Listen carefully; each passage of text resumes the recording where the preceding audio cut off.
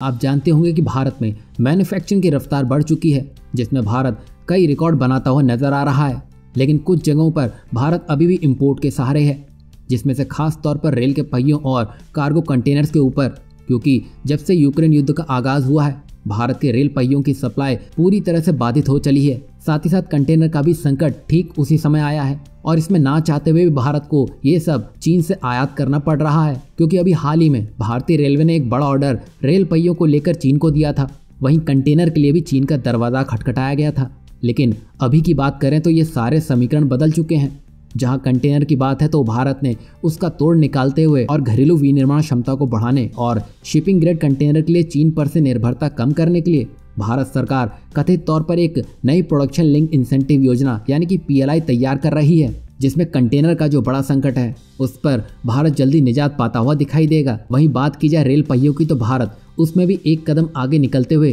देश में कुछ बड़ी डेवलपमेंट कर रहा है, जिसमें आने वाले वक्त में भारत को रेल पहियों की दिक्कतों का सामना नहीं करना पड़ेगा। आपकी जानकारी के लिए बता दें कि रेल मंत्रालय लोकोमोटिव और रोलिंग स्टॉक बनाने वाली सभी इकाइयों को सार्वजनिक क्षेत्र में उपक्रम यानी कि PSU पब्लिक सेक्टर अंडरटेकिंग के तहत लाने पर विचार कर रही है, जिसमें वर्तमान में भारतीय रेल की 8 उत्पादन इकाइयां हैं, जिसमें 3 कोच फैक्ट्रियां शामिल हैं। इंटीग्रल कोच फैक्ट्री यानी कि ICF, Chennai rail coach factory यानी कि RCF, कपूरथला और modern coach factory MCF Raebareli. इसके अलावा 3 लोकोमोटिव निर्माण सुविधाएं Chittaranjan locomotive works CLW, Chittaranjan diesel locomotive works यानी कि DCW वाराणसी और डीजल लोको मॉडर्नाइजेशन वर्क यानी कि DMW पटियाला और यलहांग बेंगलुरु और 2 रेल व्हील यूनिट बेला बिहार है। अब यहाँ पर योजना ऐसे PSU स्थापित करने की है जो सभी उत्पादन इकाइयों को अपने दायरे में लाएगा, यानी कि जहाँ कारखाने वर्तमान में अलग रह सकते हैं उनका संचालन एक स्थान द्वारा देखा जाएगा, जिससे क्वालिटी भी बढ़ेगी और ऑर्डर भी जल्दी पूरे हो सकेंगे